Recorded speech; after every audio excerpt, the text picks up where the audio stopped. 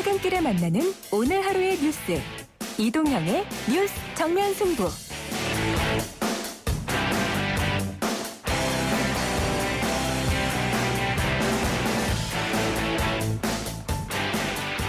YTN 라디오 이동형의 뉴스 정면 승부 2부 시작합니다. 여론조사 지표상으로 확인이 되고 있죠. 국민의힘 중진 당권 주자 중 유력 주자라고 꼽히고 있습니다. 나경원 전 의원이 어제 당권 출사표를 던졌습니다. 직접 들어보겠습니다. 의원님 나와 계십니까? 네, 안녕하세요. 예, 안녕하세요. 네, 자, 반갑습니다. 예, 네. 재보궐 선거 전에 한번 연결하고 오랜만인데. 네, 예, 오래간만입니다. 당권 네. 도전에 나선 이유부터 한번 들어볼까요?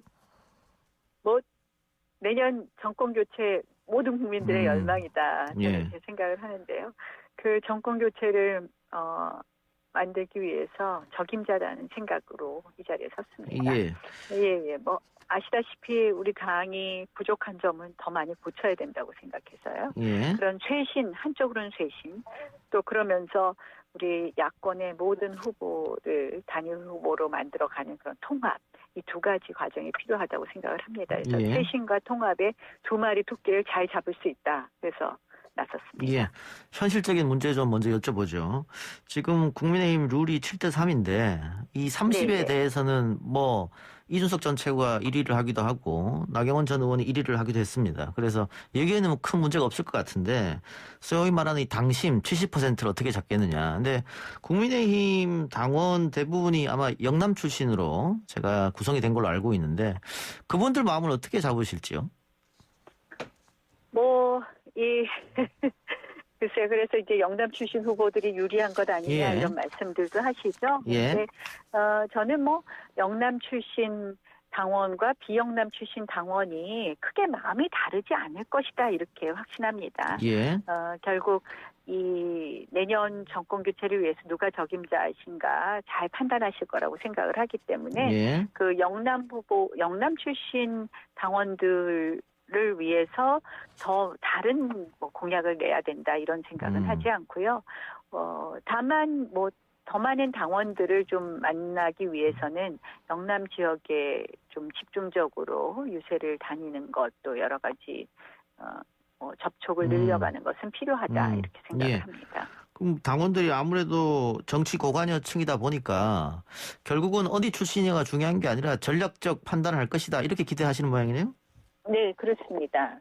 물론 이제 걱정하시는 분들도 많아요. 영남 예. 출신 후보들이 더 유리할 수 있다. 그런데 지금 영남, 비영남, 그렇게 이분법적으로 생각할 때는 아니다. 이렇게 생각합니다. 예. 네. 그 쇄신을 강조하셨던데 대선 승리를 위해서 네. 이번 재보궐선거를 통해서 민주당한테 실망한 분들이 많이 있다는 것은 알려졌습니다만 그렇다고 해서 국민의힘이 그러면 대안이 될 것이냐 그것도 회의적이라는 의견이 많단 말이죠. 어떻게 쇄신할 생각이세요? 예. 그래서 쇄신에는 여러 가지 방향이 있을 텐데요. 저는 이제 어제는 스마트와 스피드 이런 말씀을 드렸는데 사실 이제 핵심은 쇄신 그러니까 이 정권 교체를 했는데 교체한 정당이 정말 믿을만해, 유능해 이거에 대해서 믿음이 가야지 표가 오지 않겠습니까? 예.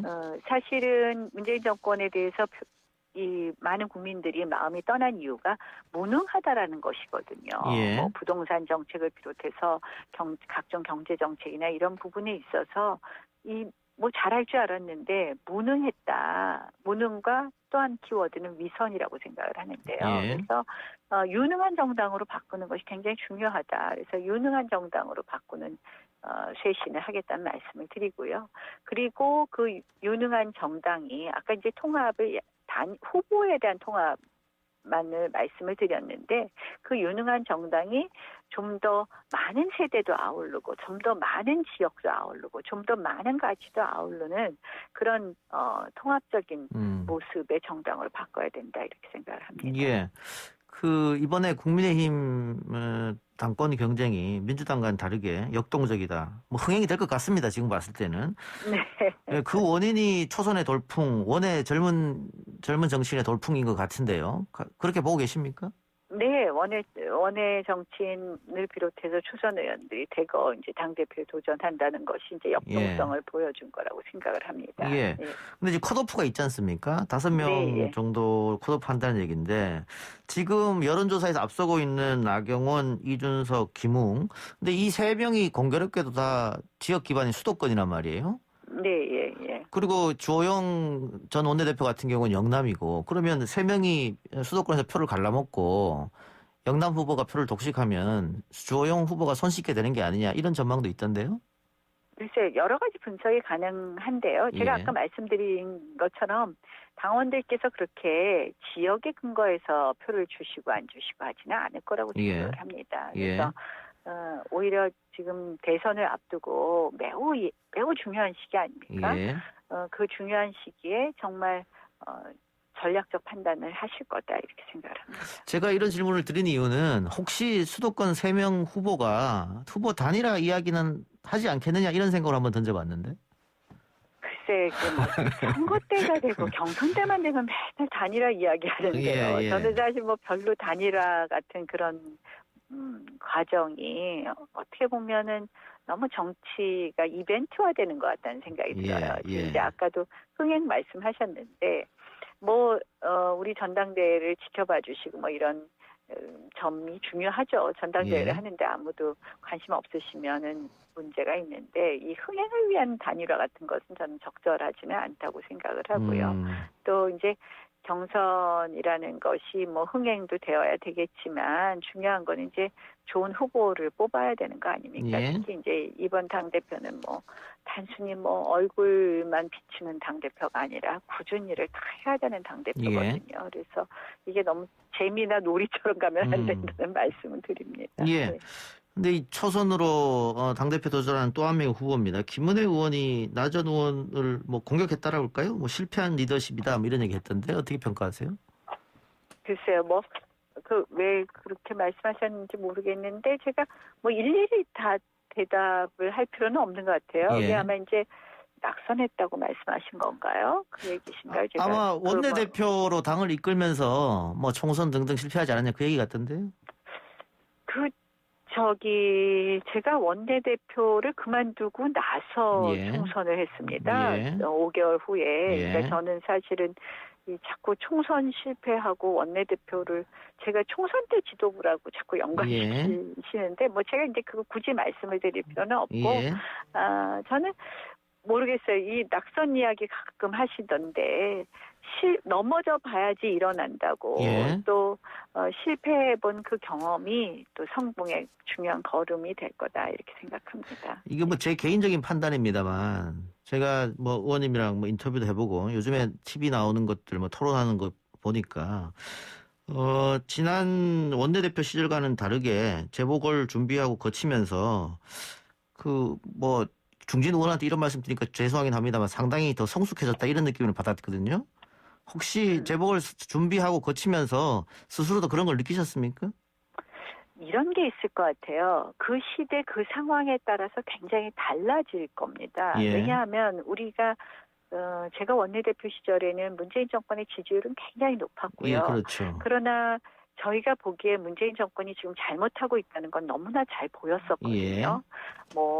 대북 문제라든지 또는 조국 사태에 이르기까지 여러 가지 사건이 있었어요. 그래서 사실은 우리는 너무나 이 문재인 정권의 무능이라든지 위선이 보였기 때문에 그 부분에 대해서 강하게 견제할 수밖에 없었고요. 또 그러나 지금은 이제 많은 국민들께서 이 부분에 대해서 아시게 되고 또 공감하시기 때문에 굳이 이 부분을 강하게 말씀 안 드려도 잘 아시게 되고 이런 시대 상황에 따라서 좀 어떻게 보면 정치인의 역할이 달라질 수 있겠죠. 저는 어쨌든 칭찬으로 듣겠습니다. 칭찬이었습니다. 이렇게 또 실패를 해보고 또 그 실패가 어떤 이유에서였든지 간에 결국은 그 실패 속에서 또 더 커가는 거는 맞는 일이라고 예. 생각을 하고요. 그런 게 없으면 발전이 예, 있겠습니까? 그럼요. 그 예. 리더의 자질 중에 하나가 또 정무적 판단, 전략적 사고니까 제가 한번 여쭤본 거고요. 자, 네. 유력 주자이시니까 만일 당대표가 된다고 하면 윤석열 전 총장 문제는 어떻게 적극적으로 영입에 나서실 겁니까? 어떻게 보관이 있으실 것 같은데요?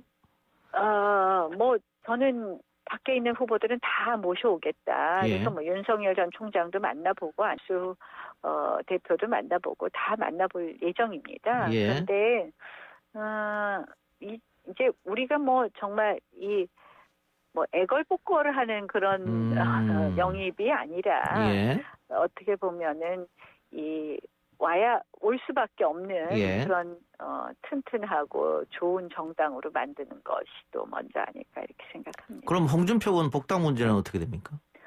저는 뭐 이것도 절차에 따라서 할 것입니다. 그래서 예. 절차에 따라 하겠다는 말씀드립니다. 당내에 반발이 조금 있는 것 같던데요? 이 문제도 이 복당의 문제도 결국은 이 대선 승리로 가는 그런 길 속에서 잘 조율해서 해 나가도록 하겠습니다. 예, 알겠습니다. 지금 당대표로 출마하셨습니다만 당내 현안 뭐 하나 여쭤보죠. 지금 네. 김기현 당대표 권한 대행이 원내대표 선출되고 나서 뭐 대통령 만나자 그랬 것도 안 만난다 그러고 그러면서 조금 강성 일변도로 나가는 거 아니냐 이런 비판이 제기되고 있던데 혹시 그런 비판에 동의하십니까? 글쎄요, 뭐 지금 뭐 최근에 보면 문재인 정권의 장관 임명 같은 것도 최근에 사실 대통령의 메시지는 그대로 다 임명을 강행하시려고 하지 예. 않았습니까? 예. 저는 사실은 그 대통령의 메시지에는 굉장히 실망했었습니다. 예. 그래서 아마 그런 실망이 크고 또 사실 지금 재보궐선거 끝난 이후에 이 김기현 원내대표 체제가 들어선 다음에 이 민주당에서 사실 좀 새롭게 법사위원장 문제라든지 이런 문제를 정리해 줘야 되는데 지금 진행이 잘 안 되고 있는 부분이 있는 거거든요. 예. 그래서 뭐 제가 보기에는 이런 모든 문제가 여야가 상대적인 것 같아요. 예. 그래서 뭐 그게 강성이다 아니다 이렇게 말씀드리기보다는 지금 할 수밖에 없는 일들을 하고 계시는 것 아닌가 이렇게 보입니다. 예. 네. 그 당대표가 되면 안철수 대표를 비롯해서 모든 사람을 만나보겠다고 하셨는데 국민의당과의 통합은 어떻게 이루어지는지 하고요. 또 뭐 반문연대라고 할까요? 뭐 반민주당 연대라고 할까요? 뭐 정권 교체를 위해서 빅텐트를 친다는 이야기도 있던데 그 부분에 대해서는 또 어떻게 생각하는지 여쭙고 싶습니다.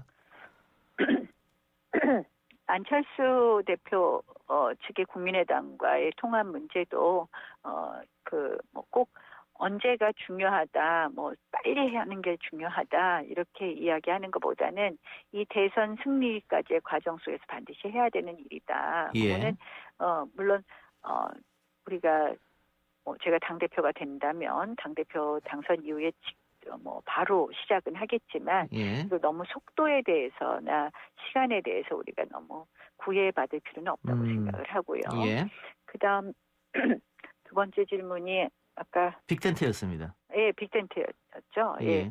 지금 이제 반문연대라는 말씀을 하셨는데 예. 뭐 그 자체가 또 새로운 어떻게 보면 가치 지향을 보여주는 연대가 되어야 된다고 생각을 합니다. 뭐 빅텐트에 대해서는 저는 큰 차원에서는 당연히 동의합니다. 지금 예.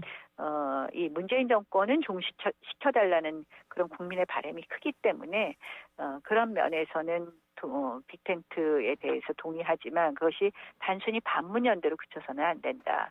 결국 반문의 핵심은 상식의 회복, 정의의 회복의 대한민국을 만들어달라는 것 아닌가 이렇게 생각을 합니다. 알겠습니다. 끝으로 나경원이 당대표가 되어야 하는 이유 짧게 듣고 마치겠습니다. 아까 말씀드린 것처럼 우리 당의 쇄신에도 필요하고 우리 당이 모든 야권 후보를 통합해서 좋은 후보를 내는데도 필요하다고 생각합니다. 그래서 정권 교체를 이루는 데 있어서 필요한 리더십을 가지고 있다 이렇게 생각합니다. 예, 대표님 오늘 인터뷰 고맙습니다. 네, 고맙습니다. 네, 지금까지 나경원 전 국민의힘 의원이었습니다.